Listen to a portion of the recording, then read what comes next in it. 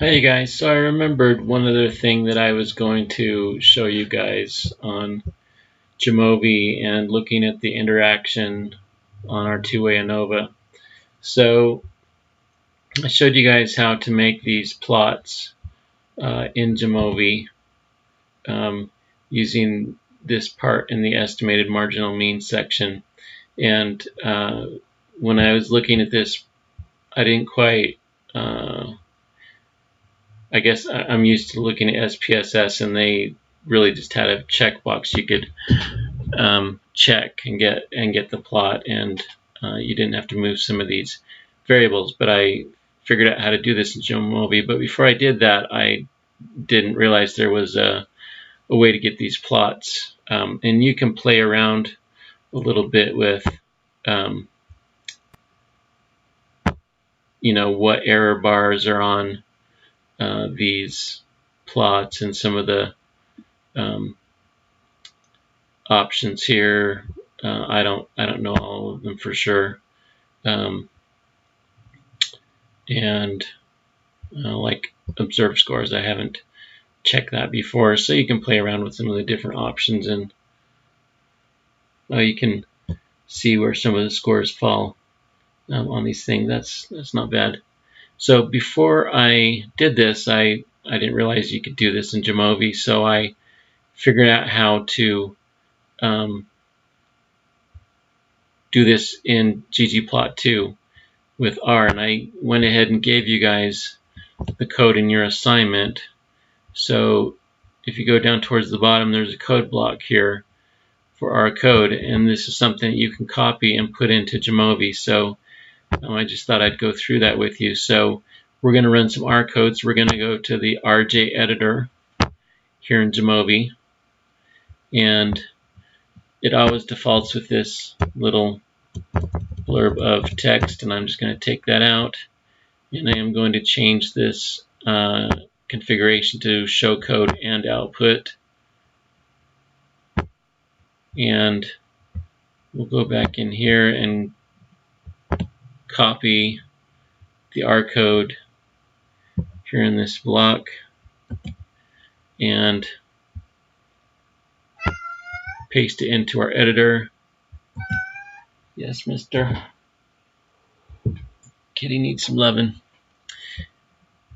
So just to run through this library command just loads the ggplot package into memory so we can use it. It comes as part of the Jamovi R that comes with Jamovi. I went ahead and did a quick plot, a Q plot of our two independent variables with the outcome variable, just to get a look at what those look like. And then I did a couple things to be able to create that line plot. And this first part is just creating a function in R to calculate some means and standard deviations, which we'll use for creating some of the things in our plot. And then this uses that function that we just defined, this data summary function, and gets an outcome variable, attractiveness, and group names for alcohol and phase type. Phase type gets converted to a factor. And then here's the command using ggplot, the ggplot function, looking at this new little summary data set that we created, specifying the x-axis as our alcohol dose, the y-axis as our attractiveness, and making groups out of our phase type variables and changing the color for those groups.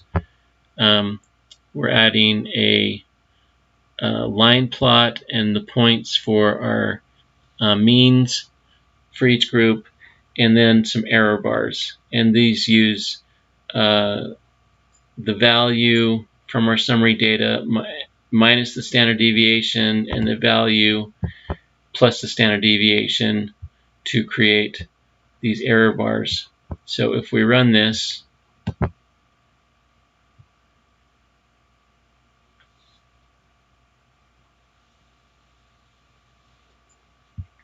So I had it give us our code. So here's our first quick plot, looking at the attractiveness in our different alcohol groups. And here's our next quick plot, looking at the face type in our different attractiveness groups.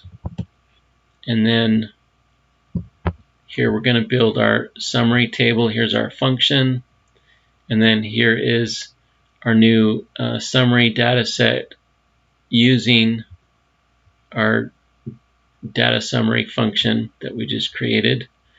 And then that is a little summary of that data set. So you'll see we have our alcohol groups, our face type groups, and we have means and standard deviations for each of those 6 groups that get created from the one variable that has 3 groups and the one variable that has 2 groups. 3 times 2 is 6. And then the plot that gets created, this line plot with the error bars using standard deviation and plotting the means for each of those groups. And you'll see this basically looks the same as the plot in the field text and the plot that we were able to create with Jamovi. And after I was able to figure this out with some Googling and some copy and paste and adjusting the code to be what we had in our data set, I went back to the ANOVA